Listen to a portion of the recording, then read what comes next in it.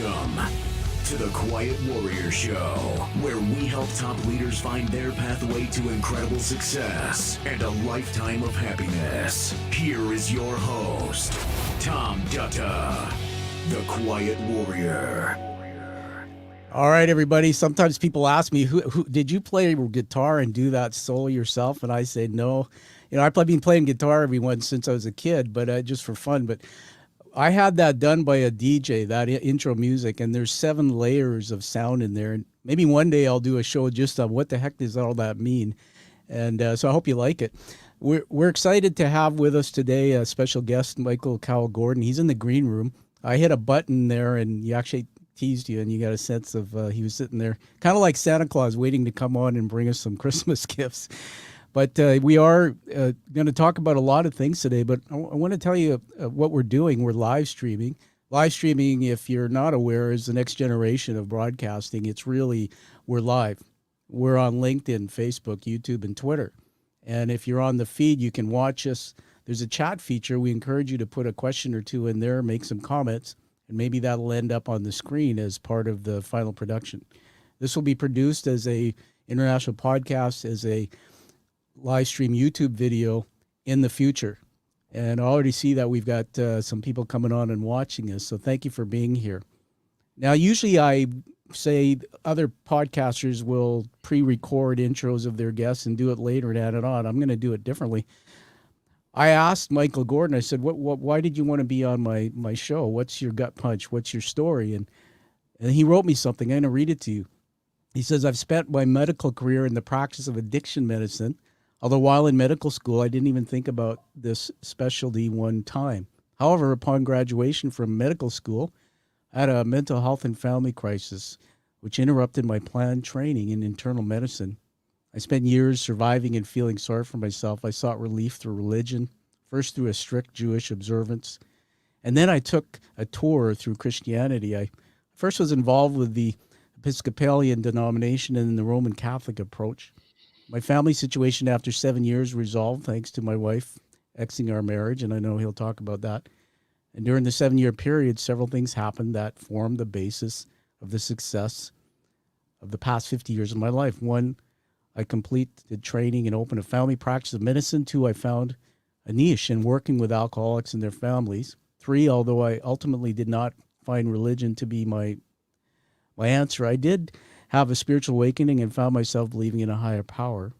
And 4, I discovered the power and efficacy of the 12-step program and learned to use them successfully in my medical work as well as in my own life. Now, we're going to be talking about his book today, and his bio is in there. Let me just tell you a few professional things about Michael. He is an MD. I opened the first detox program in Madison, Wisconsin under the decriminalization of alcoholism statute in 1972. What were you doing back then? I know what I was doing. He became medical director of the Anderson Alcoholic Rehab Hospital in Janesville, Wisconsin. And in 74, later joined the Center for Psychiatry and the staff of the Bronner Psychiatric Institute of Atlanta. He's now semi-retired, but remains in practice as the medical director of the Berman Center. And lots more great things. I learned that he's got some wonderful little furry friends that he hangs out with in his home. So I think he's sitting in the green room there, either blushing or saying, Tom, why did you read all that stuff? So let's bring him on the screen. And welcome to the show, Michael Gordon. Well, thank you. It's a happy event to be here with you, and I appreciate the invitation. Well, you're very welcome. And I want to do something to honor you, but also tell you how special this show is. I've never done this before. Don't worry, I'm not going to put you on the spot. I'm going to try and spotlight with another camera or something, see if I can do this. Everybody, you can see a camera here.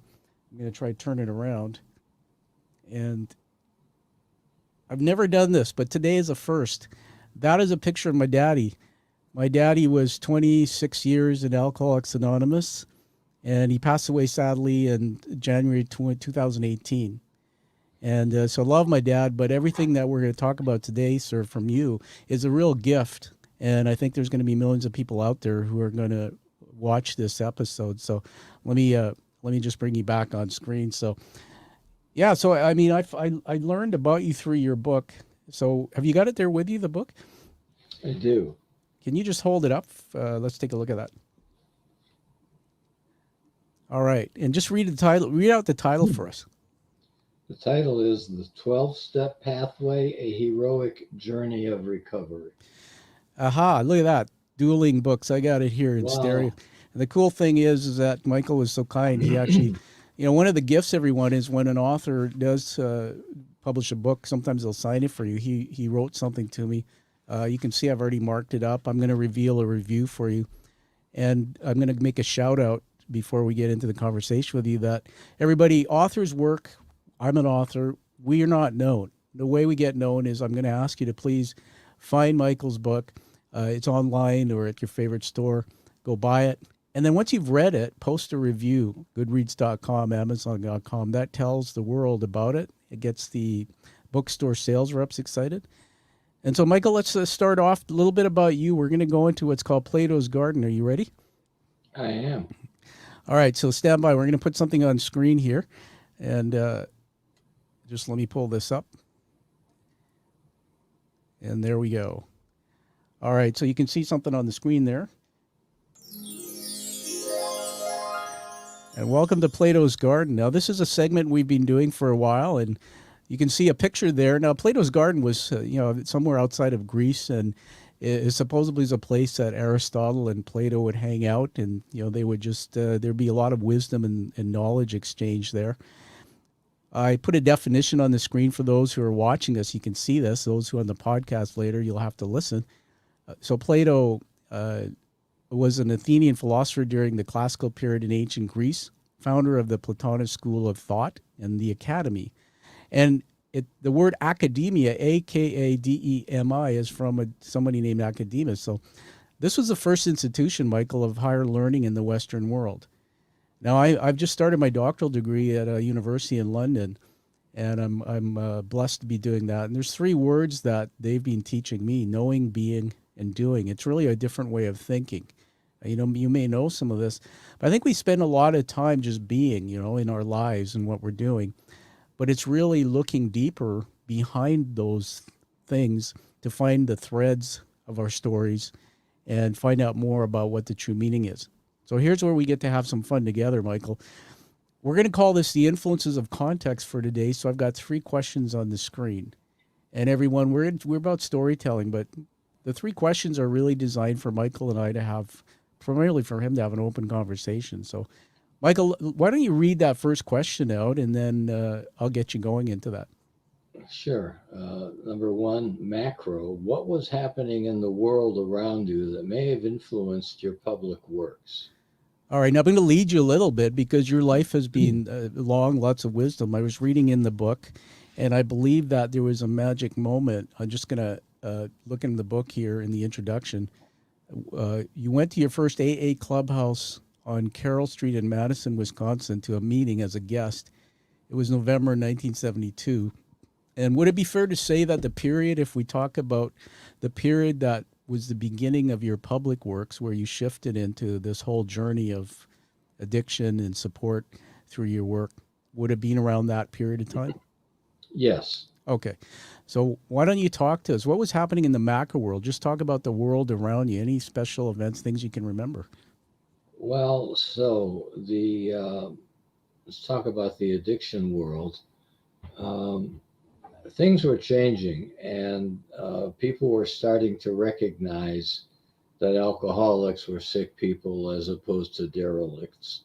In the 1950s, the American Medical Association adopted a position that alcoholism is a disease. And I don't think that should have been necessary because it's obviously a disease. And as long ago as the time of the American Revolution, Dr. Benjamin Rush said it was a disease. But there was a general awareness within society that alcoholics need help. They don't need to be locked up. And pretty much the view of alcoholism was that it was a weakness of character. So that was changing. What else was changing? Alcoholics Anonymous had become a mainstream organization. Yeah. Starting in 1939, it started to grow dramatically in the 1940s until um, by my time there were hundreds of thousands of people in recovery through AA.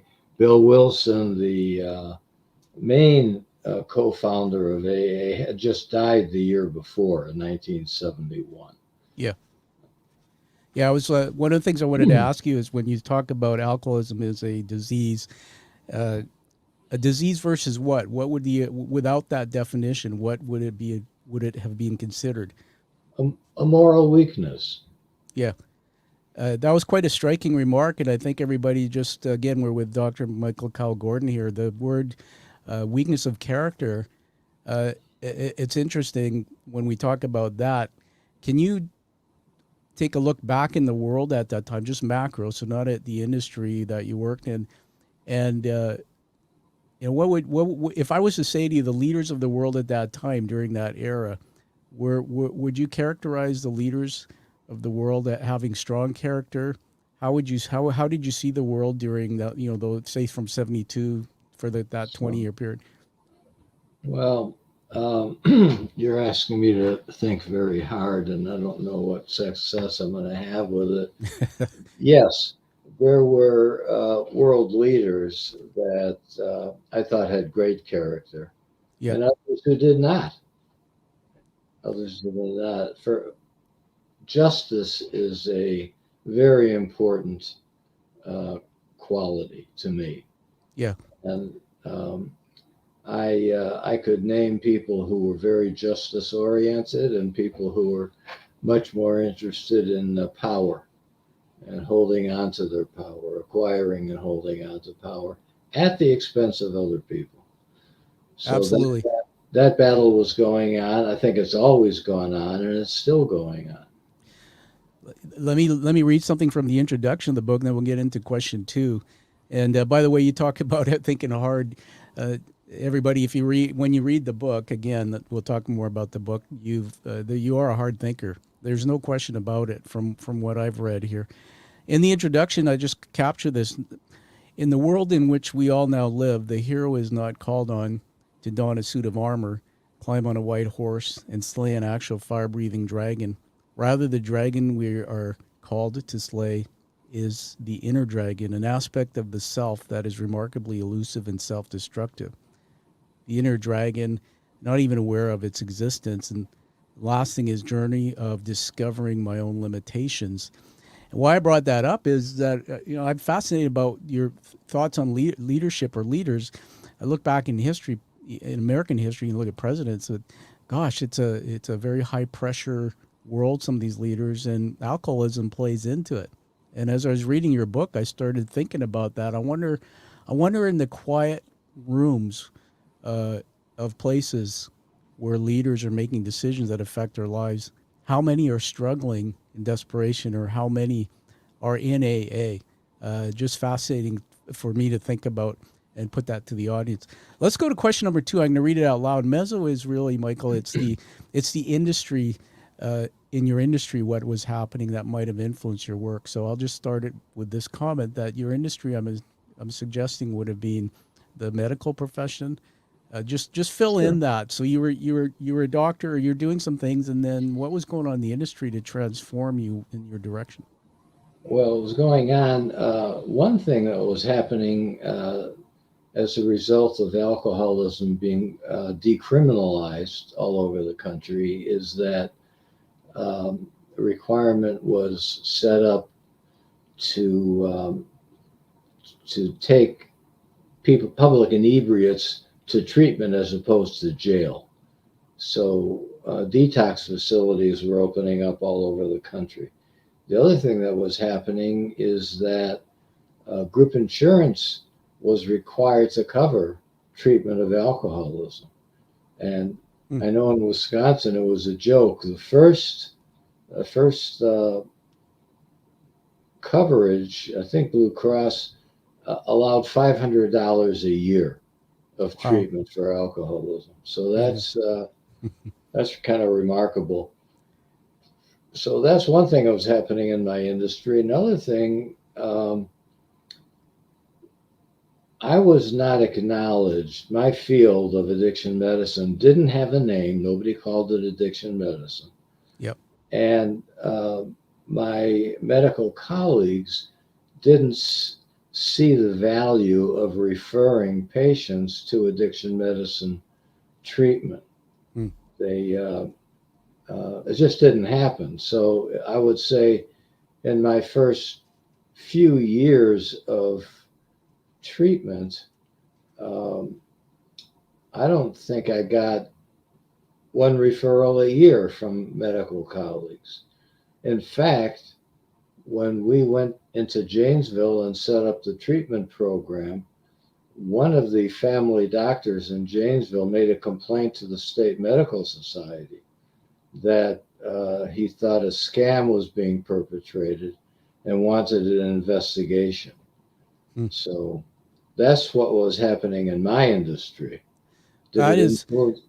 yeah, yeah. Sorry to step on you. You No, just no. you evoke something in me. That's remarkable. I mean, I gotta Oh, honor you great. because you obviously were there. I think about the experience I had with my own father, who was an alcoholic most of his life, and then recovering. But to think about today, how if you even breathe a word to your doctor that you're struggling with alcohol, whatnot, one of the very first tools is AA. And I think I shared with you, Michael, that just recently a good friend of mine passed from cancer, but he was in AA most of his life, and we had the funeral or the celebration, and they asked me to speak at it, and like there's 150 people there. I know Canada's a smaller country, but that's a large amount of people, and most of them were through the community of AA. They just found their way, and it was remarkable to me how many people have benefited from that. But to hear your comments, so thanks for sharing that. Let's go into Sure. the let's go into the last part, everybody. So we're in Plato's Garden with Michael, and what we're really doing is we're looking at hearing what was going on in the world in his industry, and now the one that is deepest, I think, is what was happening in your personal life that may have influenced your public works. You wrote me some wonderful things that you apologized was too long, and I said no, I want more. But there, if you're willing to, just talk about your life. There were many things that you wrote to me about. Just tell us. It's part of the story. In 1967, the year that I graduated from medical school, um, I met a woman who turned out to be mentally ill and also to have an issue with addiction to prescription medication.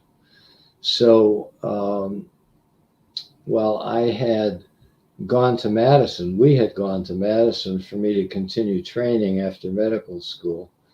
I got so depressed that I couldn't function in a training role, and so I took a leave of absence. And in fact, eventually I had to resign my position because it wasn't getting any better. Yeah. I tried to get help personally, and she started seeing a psychiatrist, and things did not go well. Well, um, I um, I felt that I might get a better grip on my life if I looked into religion because I had, I grew up in a Jewish household. A lot of, well, first of all, a lot of young people are pretty agnostic and, if not atheistic, and that's Yep. certainly true among young Jewish people. So, that wasn't working for me. So I said, well, let me try this religion stuff.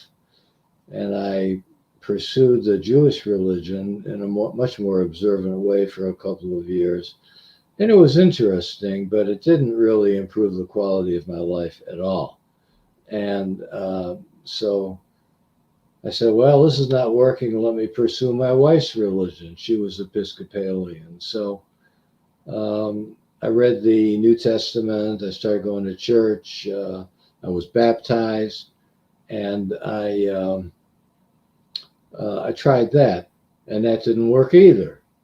Uh, One night, the Episcopal priest was over at our house, and he and my wife got roaring drunk, and they had a huge fight, Goodness. argument fight. Yeah. And after that, she said, "I'm not going to that church anymore." She decided to go to Roman Catholic Church. Well, I didn't care one denomination from another, so I went to the Roman Catholic Church for a couple of years, and although that was also very interesting, Yeah.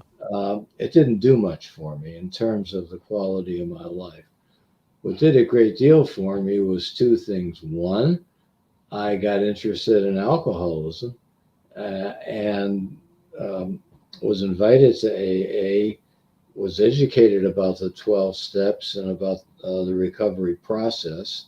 I found out about Al Anon, which is the family program, Yeah. a companion to Alcoholics Anonymous. And I started to implement these principles in my life with tremendous benefit. The other thing that helped, quite frankly, is that the marriage dissolved. Uh, she got involved with somebody and took off, and uh, I was that just was gonna the, I was that gonna was the jump end in of there. that. I'm gonna Sure. jump in there because we're storytelling. First of all, I want to say I honor you for being so transparent.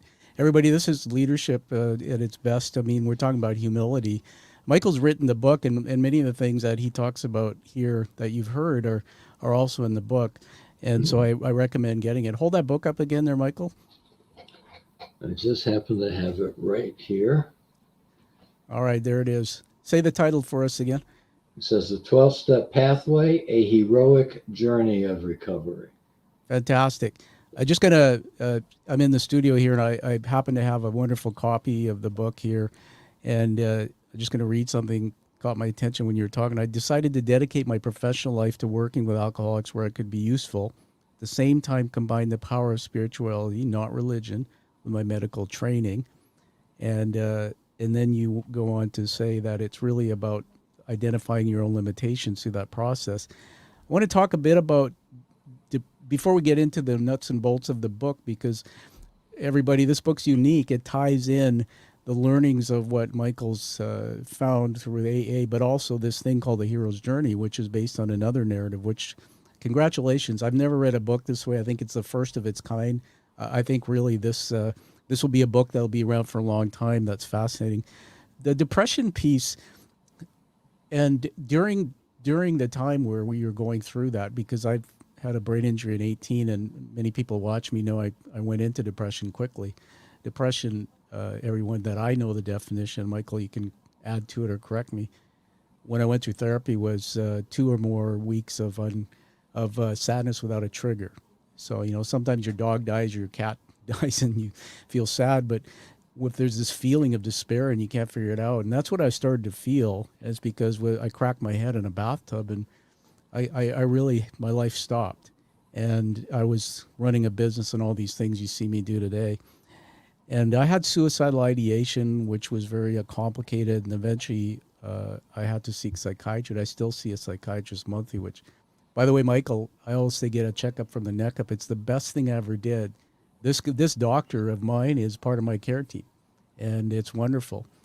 So let me just ask you that during your time going through these difficulties, you did you turn to alcohol, or did you never I did drink? not. I did And not. what do you think drove that, the behavior, or that? Is it just that your family never had uh, exposure to that, or? Well, no, my father was an alcoholic, although reasonably functional. Yeah, And he didn't create any, there was no hollering in the house or throwing things or I anything see. like that. Yeah, But it's in the family, and I'm quite sure on my mother's side there was also alcoholics, but uh, the myth that Jewish people don't have problems with alcohol is just that, it's a myth.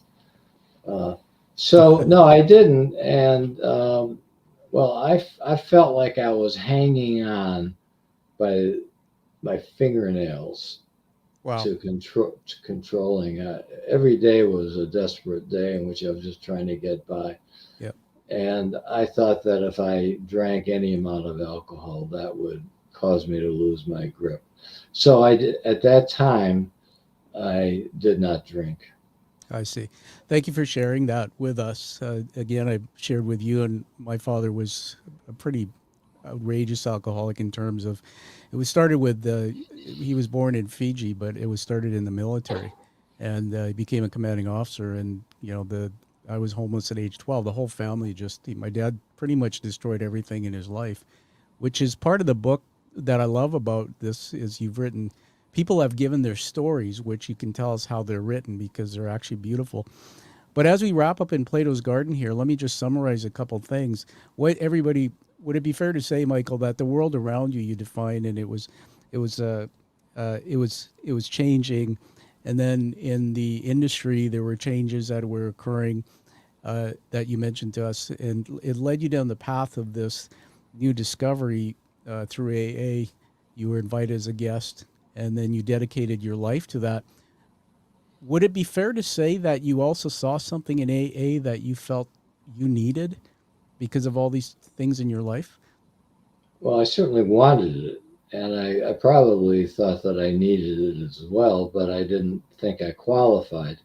I see. Um, but when I discovered the companion family program called Al Anon, I realized that the 12 anybody could use the 12 steps and apply them to whatever difficulties they're struggling with in life.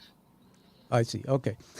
That answered my question. So we're going to say thank you for you in Plato's Garden. We're going to leave that garden. And that's just a wonderful segment that you gave us. And everybody really is a lesson to see how someone with such wisdom, like Michael on the outside, you see him as a semi-retired medical doctor who's dedicated his life in this area to helping people with addiction. But you never know the story behind it. It was just remarkable. Let me just take this off the screen here and bring you back on. And so that brings us into the book. Now, tell us about why you wrote the book, and the structure of the book's very unique. So you've brought these two worlds together. Heroes, this Joseph Campbell work in AA.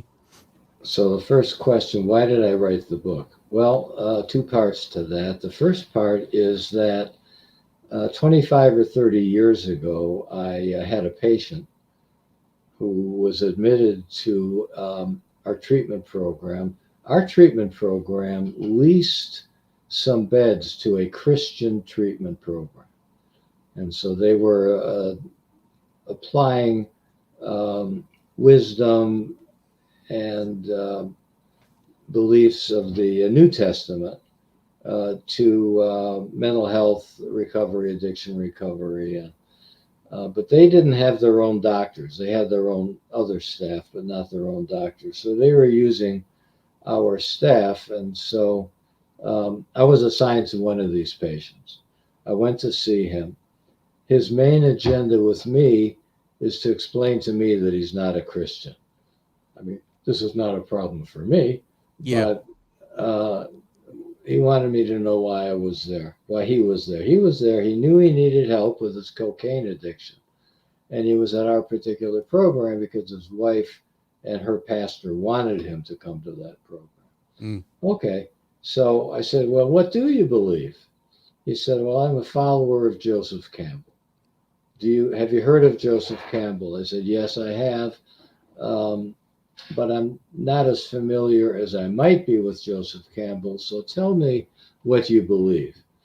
And he said, well, Joseph Campbell said that God is beyond all categories of human thought. Therefore, any dogma that a religion puts forward can only approach but not really reach the idea of God in its exactitude. So, well, I thought, okay, that makes sense. So I went home. I got a hold of Campbell's The Hero of a Thousand Faces, The Power of Myth.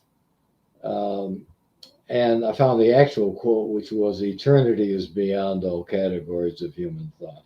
Mm. But it was the same idea that it's, Campbell said that it's not possible to think about God as God is. And well, certain religions, I think any religion would disagree with that, and I don't have an argument with anybody on that score. Yeah. But I was very attracted to the idea of the hero's journey as a model for addiction recovery.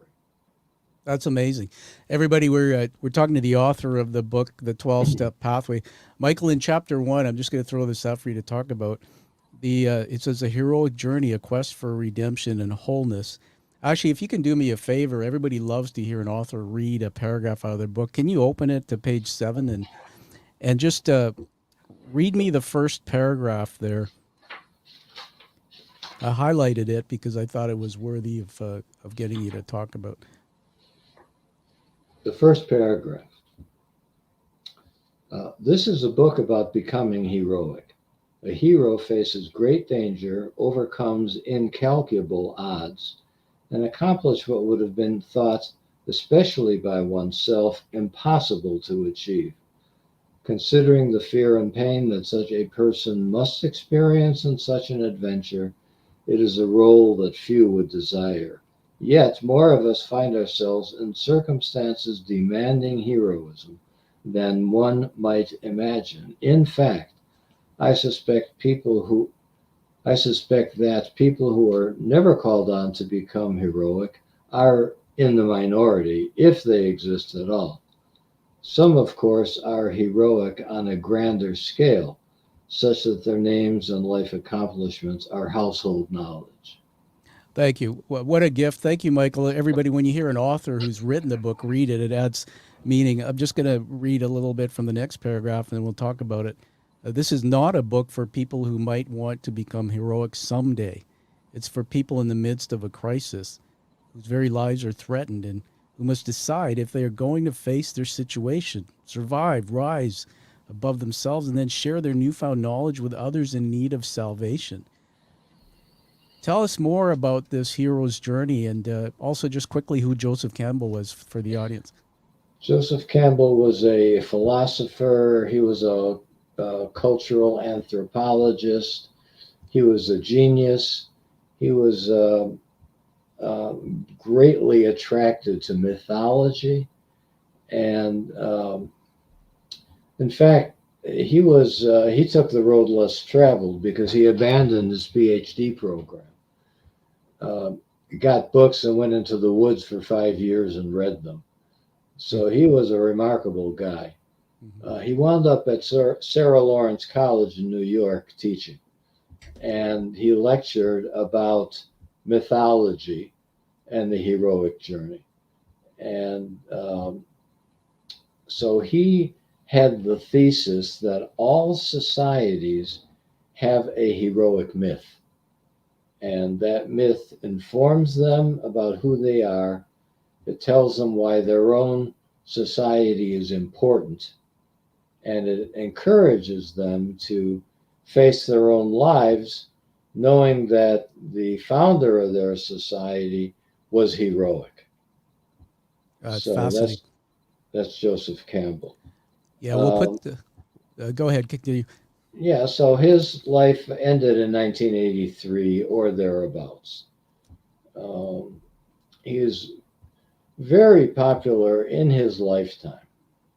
And Bill Moyers interviewed him, and he was really very popular. His ideas have really taken hold, and he's still very popular. People, a lot of people that I talk to tell me how attractive they are to Joseph Campbell and his ideas. Now, the heroic journey, I've done a lot of reading about it, as you might imagine, and different writers have different takes on the heroic journey. So I'll tell you what I got out of it for the purposes of my ideas. And one is the onset of a heroic journey is the call to adventure. The call to adventure is where the hero is challenged by something. In the case of alcoholism, the hero is called on to stop drinking, to overcome his addiction, something that he has already found to be impossible to do. Yeah. May have quit for a few days, a few weeks, but always goes back. And so the call to adventure is the beginning of the journey. The second stage is the refusal of the call. So the hero says, I don't think so. And that goes on, um, that can go on and off for the lifetime of the alcoholic. Yep. But let's just say that the part of the call to adventure is the promise of help. And so the hero hears, you've got to do this, and I will help you. You can be successful. And so there is the acceptance of the call to adventure and the acceptance of the gifts. Now, can I go on and say what this means to the alcoholic? Yep. So, yeah, so because this answer gets long. So, what does the alcoholic get as a gift? It gets a community of recovering people. The alcohol is accepted into a community of recovering people. And here's for the first time in a long time, we're glad you're here. Yeah. And what you're trying to do, we have all done, and we're happy. And he can see that they're happy and that they're sober. And they say, this is what we've done, and you can do this too. And you should get a guide, a mentor that will help you through the process, which in AA they call a sponsor. Mm-hmm. And so the sponsor and the program, what they learn is the next stage of the journey is staying sober in the exact same world in which they could not stay sober. And there's a second journey involved, and that's the inward journey. This is the self-discovery. This is the self-examination. At AA, they call it a fearless and searching moral inventory. Yeah. And so this is a process they go through. And while it's intimidating, they're encouraged to do it, and they get the help that they need. And then the next stage in this process is confession. So they have to tell someone what they've discovered. And AA talks a lot about God. And they say they have to talk to another human being and to God and tell them who they really are, who they have been, what their character has been like. Yeah. So I could go on, but no, maybe you don't want me to. Well, actually, no. I think we could do multiple shows with you. Let me jump in there just because we're trading stories. There's so much. When you say something, my brain goes on a journey in so many directions, and so it's my turn to maybe be a little verbose with you. I want to show you something. I want to show you something in the camera here. If I can just make this look good. Just going to put my pen down. Never done this before, but let's look what's tattooed on my shoulder. The hero's journey narrative. That's actually the hero's journey narrative out of his book. For goodness sakes. And that's why I say, like, I believe in my faith, but I believe that whether it was intended divinely or not, you and I met for a reason. How come you're talking to a guy here, me, who you're telling me about the hero's journey? I'm saying, hey, dude, I got it tattooed on my shoulder. I've read the book and I get it.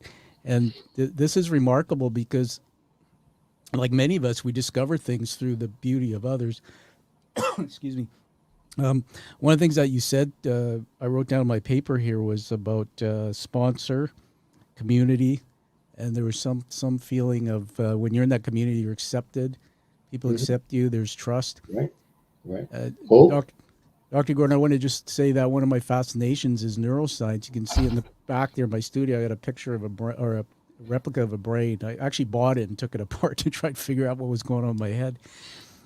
And I'm a big fan of a fellow named Dr. Paul Zak, who's actually studied storytelling.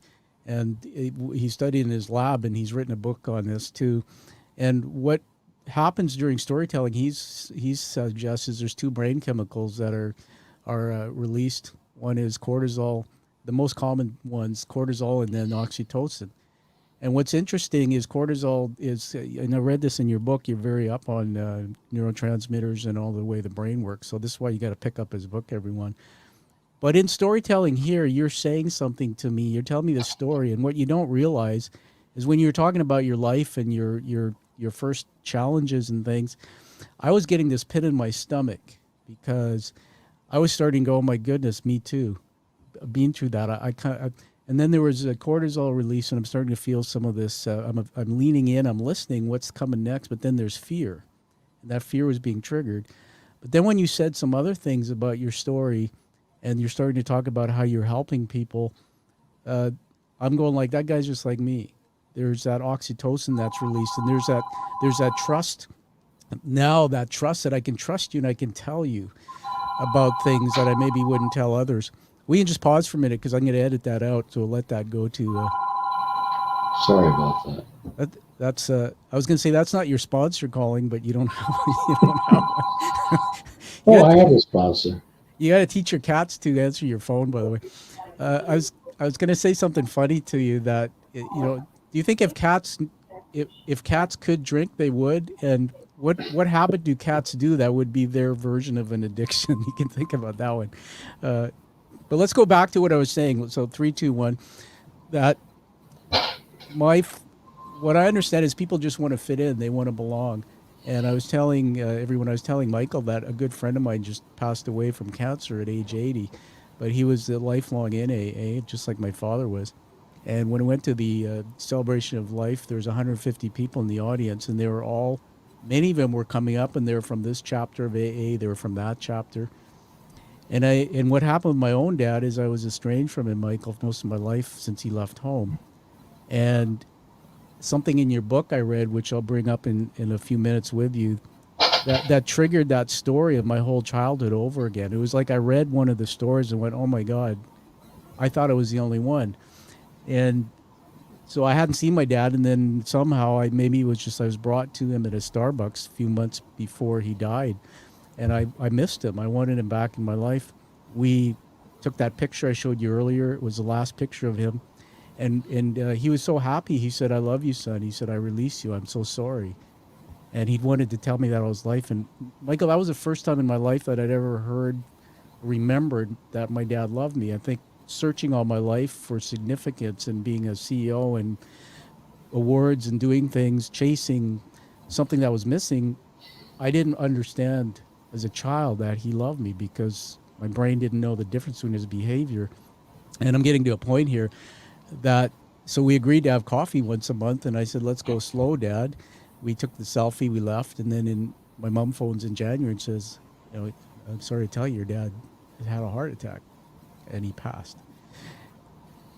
And I remember going to the funeral of his, and I have 2 brothers, and I'll talk about this openly with you. I love my brothers. One is very much still an alcoholic, struggles, his whole life, has a mental illness, and the other one, high pressure job, similar, not an alcoholic, but the place was full of people, and I did the eulogy, and afterwards all these people are coming up to me, and this woman comes up, she says, Tom, your dad was a hero.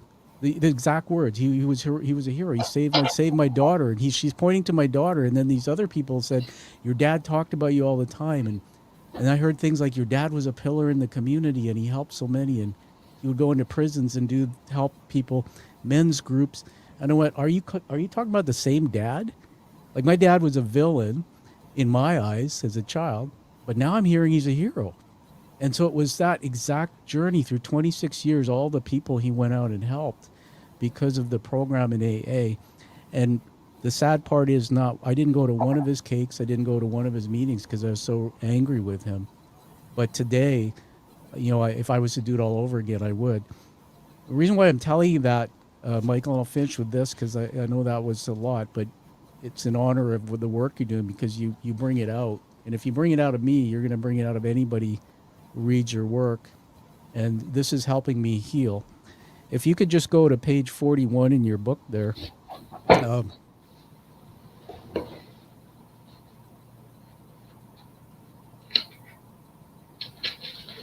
Okay.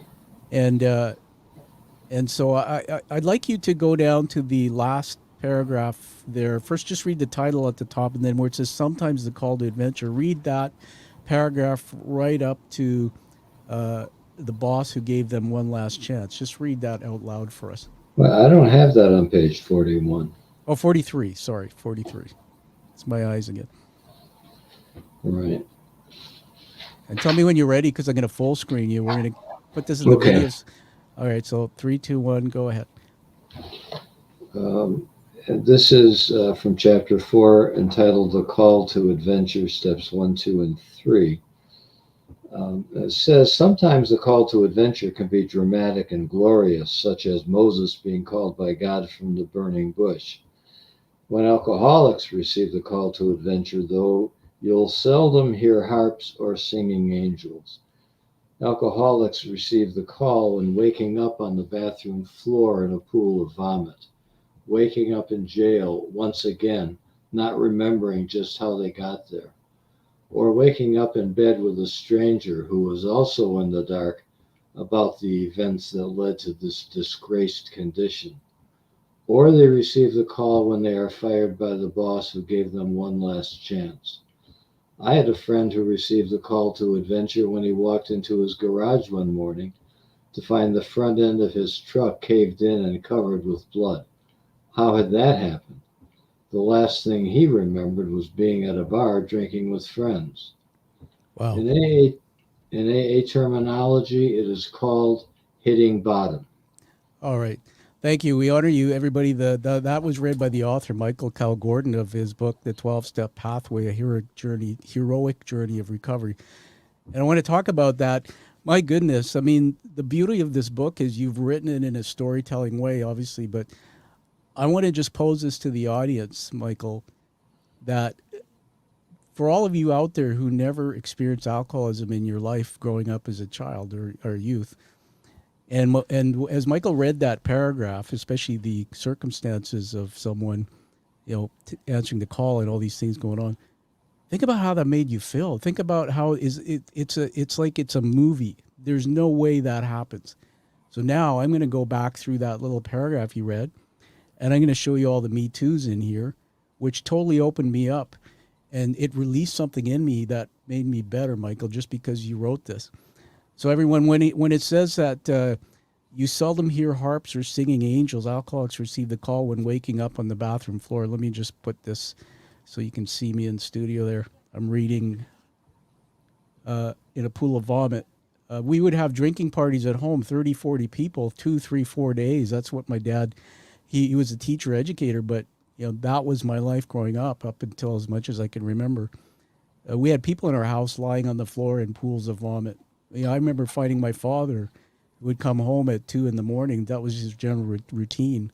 And he would just be making so much noise. He was violent, physical, so I took the brunt of that too. But in the morning, you would find his pants and his clothes like a stream from the front door all over the place. And he would black out. He would never remember it. Here's another one, waking up in jail. I never forget the time my brother and I got a call, and remember, we're young guys, and we got a call to go down and pick up my dad from the local jail because he drinking and driving. And we literally went, it was so hard to see your father that way. He pointed out some guy. He said, "See that guy over there? He's got my boots." And because my dad had no socks or shoes on, and this guy in the jail, I guess, threatened him and took his boots and his socks. This is what was put in my brain as a young child. Just a couple more things here. Waking up in bed, the pool of blood in the front of the car. Thank God I don't have that story in my life. However, one of the things that made my dad hit bottom is his boss, who was always at our house saving him, eventually fired him. My dad was a breadwinner. And also, my dad always was drinking and driving, and he was charismatic, so the police he had buddies in the system. And he broadsided a woman in her car and almost killed her and her baby. And that was literally part of the story that I remember. That was all part of his hitting bottom. And so I just want to say thank you. Everybody, it's really hard to read these stories if you're somebody hearing it for the first time and you didn't. But Michael, as you know, and sir, you've dedicated your life to people like me and my father and others. This is what we lived with. This is why we needed to go into, my dad needed AA, where there's like, well, you too. I feel comfortable here. I can talk about this. So thank It's you. real, isn't it? It is. So I want to ask you a question, and just as we're going through here, the the hero's journey and the steps in the hero's journey. I think there's 7 or 8, so we won't have time to go through it all in the show, and it's not intended. You'll come back, people will get the book. But let me ask you this: my father had the call to adventure to go seek help, and he never did it. Why do people not answer the call to adventure? In your experience working with so many people, what gets in the way? I'll give you at least two answers. One is that that's part of the heroic journey to refuse the call. It's Wow. just part of. It's just part of it. So why? There's a process called denial. Denial is a ego defense mechanism, Yeah. which prevents people from seeing painful reality in their lives. So they have the same facts before them that other people do, but they put it together differently. And some of it they don't see at all. They don't see how they act really. They think they're being charming and Yeah. social, and they're actually being obnoxious, for example. And they don't see that. So then there's a lot of fear involved because if you think about it, alcohol at one point in the life of the alcoholic, most of the time, has been a successful coping mechanism. It's been what keeps the alcoholic going. It Yeah. gives them courage. It gives them a sense of well-being. It, uh, it even defines them socially as with their group of the guys down at the tavern or the fishing buddies or the ladies' afternoon cocktails or whatever it might be. Um, and so it's not noticed when it transitions from being the help of the alcoholic to the problem of the alcoholic. It's not noticed. Yeah. Very interesting. So you've helped me there, and I think about that now about my dad. And then they're reading in the book, everybody, Michael, you talk about how some will go into AA, but then I don't think it's called relapse, but then they'll start drinking again. And tell us about this. What blew my mind was the comment that when you relapse, it's actually, it seems to be worse than when you were drinking before. Why does that happen? Well, so that's a good question. I don't 100% understand it, Yeah. but um, alcohol and drugs change the brain Yeah. and establish a response pathway to the alcohol and drugs. And when drinking or drug use resumes, it triggers that same response pathway at the same level that it had been established, and or worse, Yep. gets worse. So that's my best answer to it. No, thank you for that. We didn't talk too much about your dad, and sadly, I know your dad eventually passed. I read something in the book. You said he was an alcoholic, so he was functioning, and I know a lot of people who probably are. Uh, do you think you had an interest in this area of helping people because of the experience with your dad? Was part of it? No, I don't think Yeah, so. As I was growing up, I really didn't think of him as an alcoholic. I see. So we had problems in our home, but they centered around my older brother's autism, I see. which was, oh my gosh, what a terrible situation that was. And there was no help available at the time. He was never properly diagnosed. He Wow. received no help from medical or psychological Yeah. people and drove my parents crazy, embarrassed me. It Yeah. was a sad situation. He actually came out of that pretty well as an adult, Well, all things considered. thank God for that. It's funny, another thread in the story. But my younger brother has Tourette's, which I'm sure you're very well aware of, and Sure. it's horrible. And yet, it was the same thing. We think that it was my parents. They didn't see it. My dad used to poke fun of him. We call him sort of like the court the home jester. You know, he's always doing goofy things. But we think it was triggered by the trauma in the home of the time that. that we were. My dad was in the military, by the way, as a commanding officer, and you talk just give experience around my brother. We didn't know he had Tourette's until I think, and then he started drinking, and he just disappeared. He dropped out of school, and today he can't really work and be effective in life. And I sometimes wonder were my parents lost in their own pain. Because my mom was always on drugs and like medication for depression, and she's trying to raise three boys. And this is my dad was never there, and all this. I sometimes wonder if that distraction, when you talk about children who experience maltreatment growing up, just what an impact this has on them. I found some research recently because of my doctoral that the brain doesn't develop well for a child or effectively in order to deal with stress when they grow through maltreatment. And there's many definitions, and that was my childhood. So I would simply tell you that there's this thing, just so you know me, there's this, it took me a lifetime to figure it out, and I live well with it because I learned, but you have a fight or flight response that you're aware of. And I read somewhere that someone referred to it as a smoke alarm.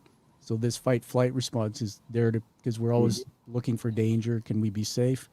Well, my smoke alarm stays on all the time. And I would be when I became a CEO at age 31, that was because I was an overachiever.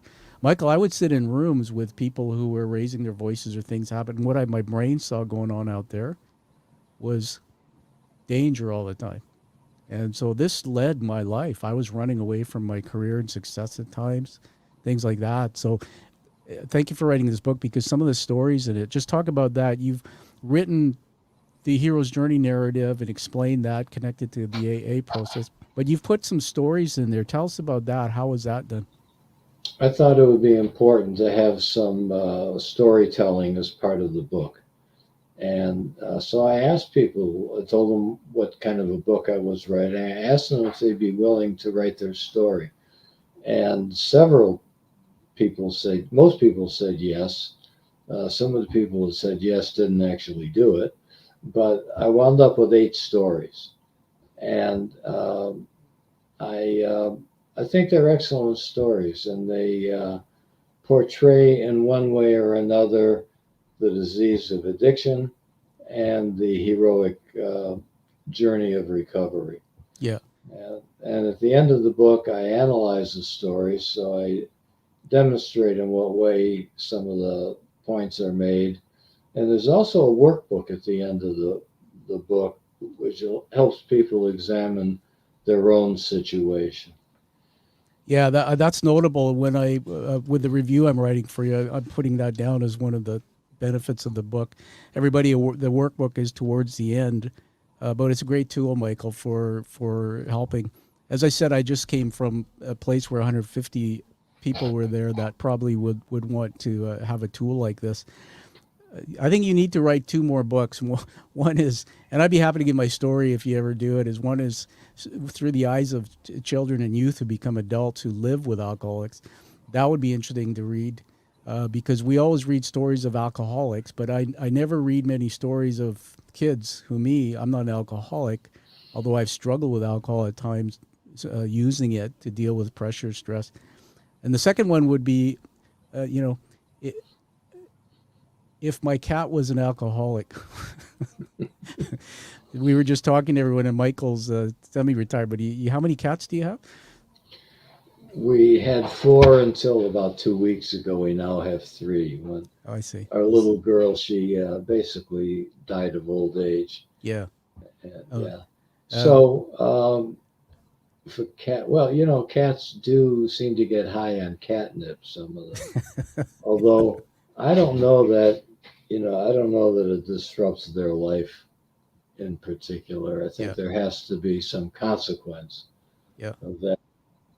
Some cats develop obsessive or compulsive behaviors of one sort or another, which can be harmful. Eating certain things that are not really edible, and then getting obstructions and so on. Dogs do the same thing.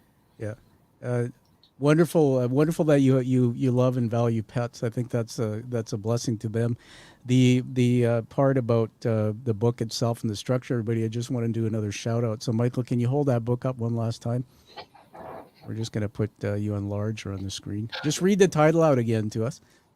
The book is The 12-Step Pathway, A Heroic Journey of Recovery. And how can people get a hold of that book?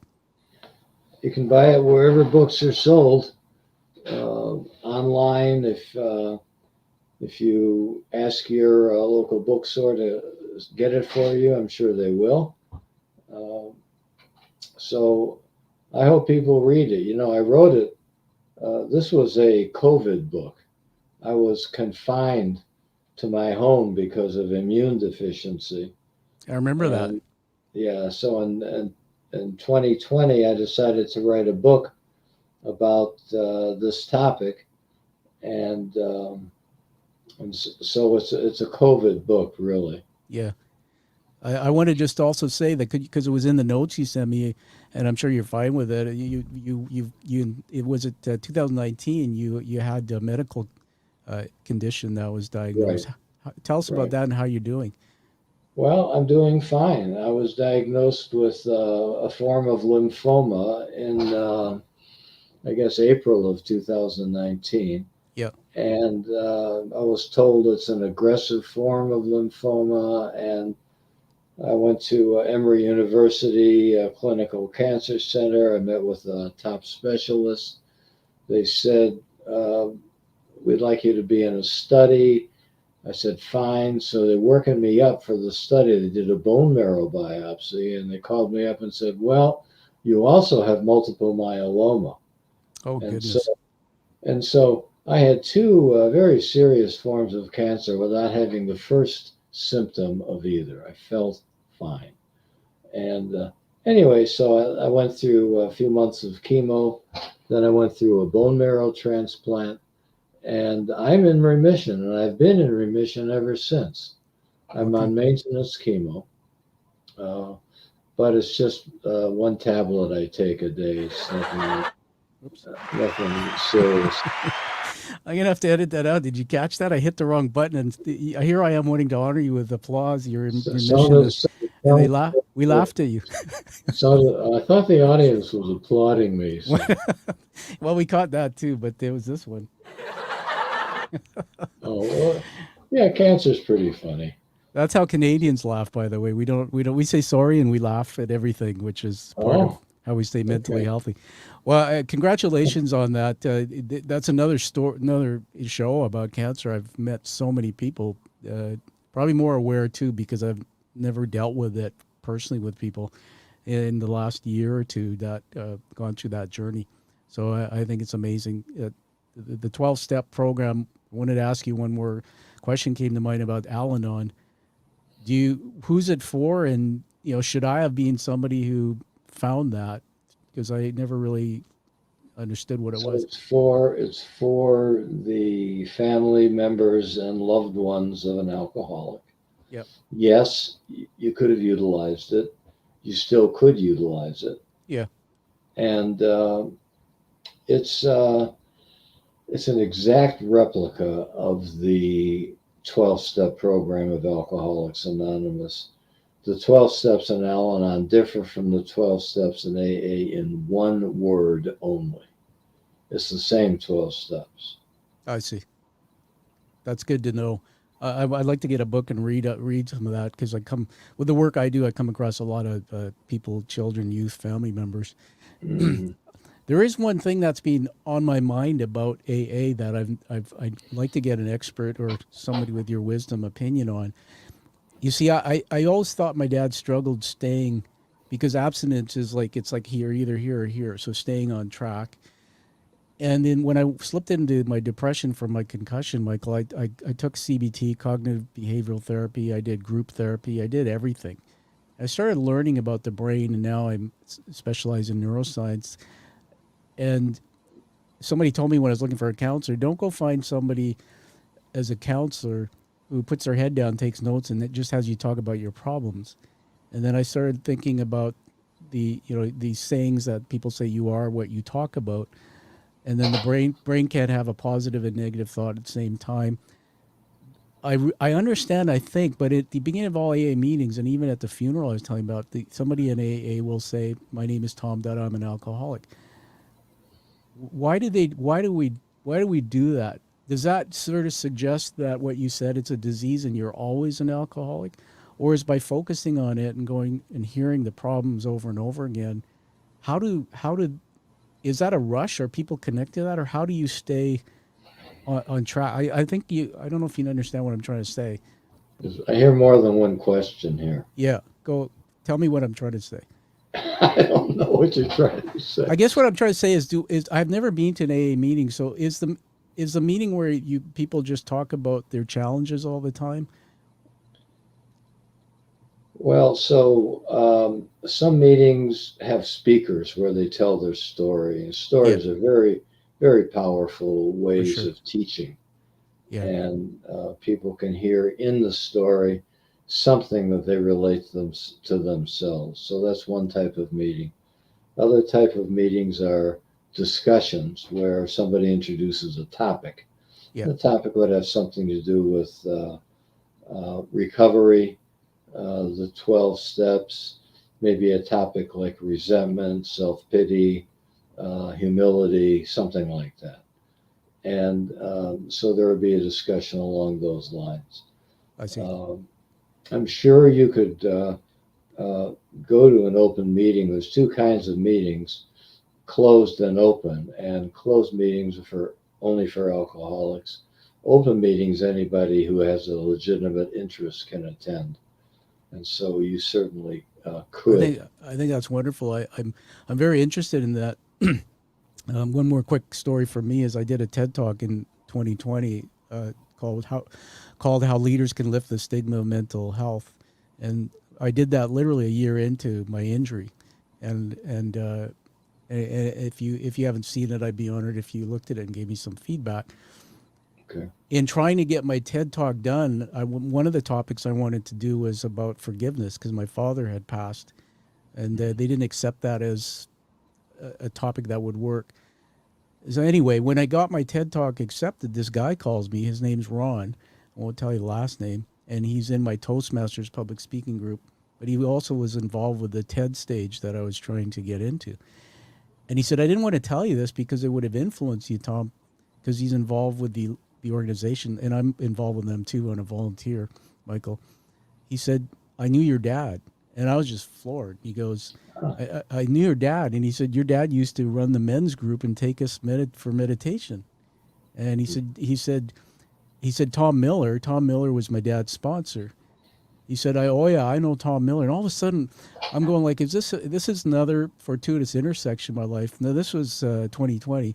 All of a sudden this guy pops up in my life and he knew my dad, and he not only knew him, but my dad's spending this intimate time with his group. And then he introduces me to another fella, and this fella knew my dad too. And at the funeral I was telling you about, the fella that we honored, his name was Hattie Abra. Hattie wrote a book as well recently called Shackles Broken, Dragons Slain. He was in AA a long time. And as before Hattie died, I spent a lot of time with him, and we started talking, and he mentions Tom Miller. And I said, who's Tom Miller? He said, he was my sponsor. I said, he was my daddy's sponsor too. We're coming from two different parts of the universe, and all of a sudden I'm surrounded, and they were always there, but I'm surrounded by all these people that are connected by threads to AA and my dad. And I'll tell you, man, there's a part of the world that we're missing, because I just think some of the people in AA are some of the most strong and powerful mindsets that I've ever met. That's interesting considering how people view alcoholics as weak.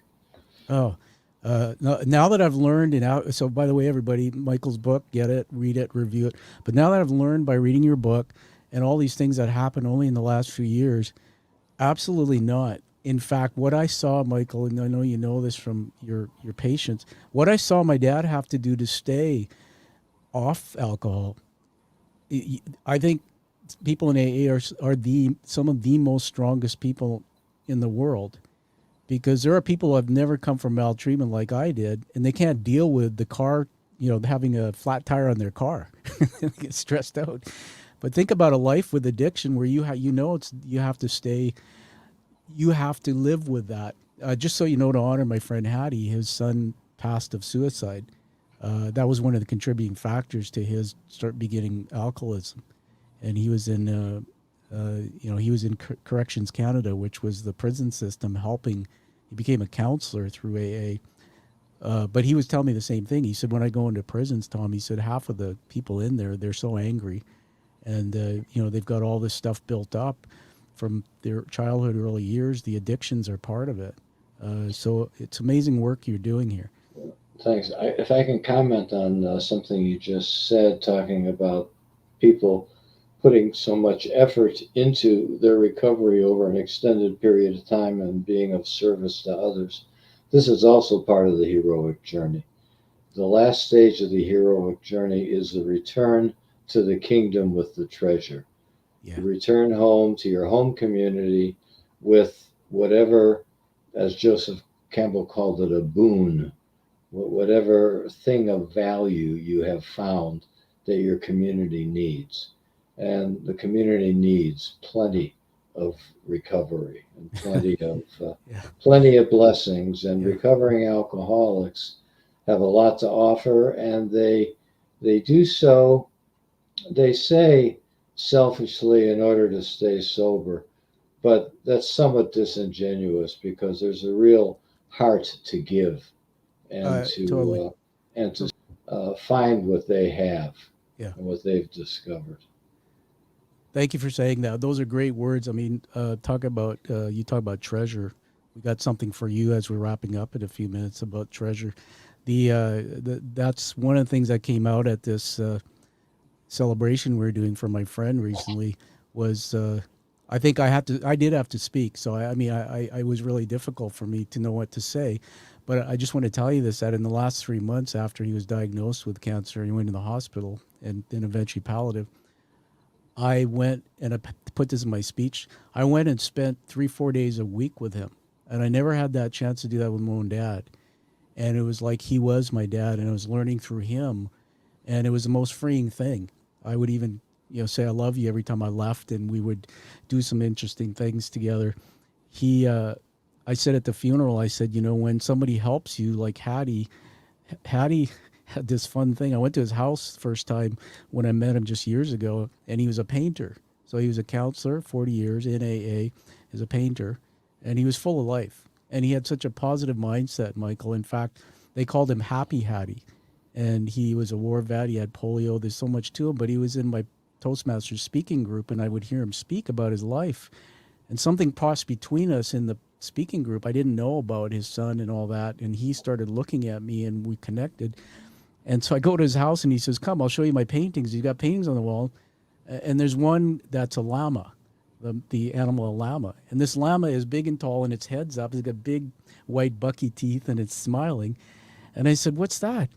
And he always used to talk, because he had polio, with a bit of a Sicilian accent. He'd go, "Happy Hattie, Daily Llama." I said, "Did you just say the Daily Llama?" "Happy Hattie, Daily Llama." He created this character, the Daily Llama, like Dalai Lama. And he wrote blogs, and all he did, what I learned was, and I said that at the funeral, when Hattie figured out what he was given through AA, he has to give it back to the kingdom. He's out there, and that's all he did, is he went out and he helped so many people. So much like the stories that are in your book.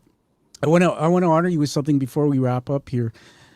As I said to my wife before we did this show, I said, we're going to go over time. And it's been over an hour. And Michael, it's been a pleasure. I hope it's been a good experience. But this is what can happen when we're talking about something you're passionate about and it connects. I'm going to put the screen on here. And so you're being given an award here. And let me just show you. You probably know about this from my other show. But it's on the screen in the back, but I thought I'd go get one. And we created this coin when I launched the show. It's a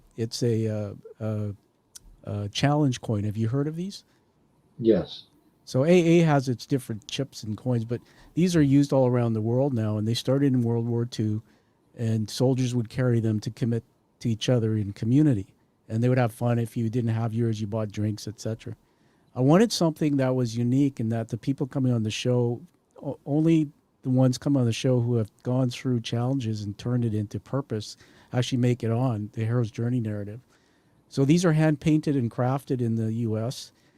They're raised letters. They're beautiful. So that the front is that, but you know what's on the back? I thought you might get a kick out of this.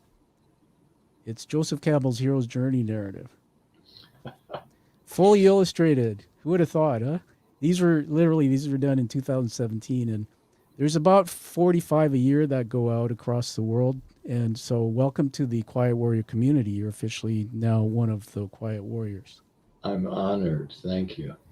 You deserve it, Michael. There's so much more we don't know about you that we'll be finding out. So on that note, tell us where people can get the book if they want to connect to you. The book can be purchased wherever books are sold. You certainly can go online and get it. Or you could ask your local bookseller to get it for you. You can reach me at my website, michaelcowlgordon.com. There's some things there that may be of interest to read, and I have a few blogs there. And also, you can connect to me through an instrument on the website. That's fantastic. Well, everybody, again, I'll just plug the book, The 12-Step Pathway. This is a very unique book. Please get it, make a review. I'm going to just reveal now I've written your international review for you. That'll be posted on Amazon.ca, 5-star review. And I talk about the structure of the book, all the reasons why it's a unique, one of a kind, and I recommend it highly. So thanks. You're very kind. Thanks for blessing us. And we're connected for life. So I hope one day we can speak together, or I can come visit you. But again, continue doing what you're doing. You're really, truly a hero. Thank you. Four words I wrote down on my paper here that were words I thought of talking to you were wisdom, maven. A maven is somebody when you think, who can I go talk to about this subject, Michael? Humility. There's this calming effect that you have. It's amazing. And then leadership. You truly are a leader. You're forging a space. I know I can't stop talking because I get verbose on this, but one more thing came to mind. In studying neuroscience, if we're wired for storytelling narrative, and you know this, so everybody, one thing I learned is if you talk about facts or figures, there's no emotion attached to it. When you add emotion, which is aka story, then the brain can move it to long-term memory, and the brain actually can choose. It loves stories because you get that oxytocin and cortisol. One of the breakthroughs I had about the work you've done, sir, and I don't know if you've seen this, is you've actually taken a 12-step technical program and you've turned it into a storytelling narrative, which is so much more palatable to get people interested in why should I do this? And so on that note, I think this book is just amazing, and congratulations on that work. Thank you. You're welcome. All right, everybody. Well, like you heard from Michael Cowl Gordon here, find that true passion and purpose that you have in your life, and live the life that you deserve and desire. And we'll see you all again on the Quiet Warrior Show. Thank you, Michael. Thank you. Thank you for listening to The Quiet Warrior Show. Create is a motive-based leadership development firm. www.kreat.ca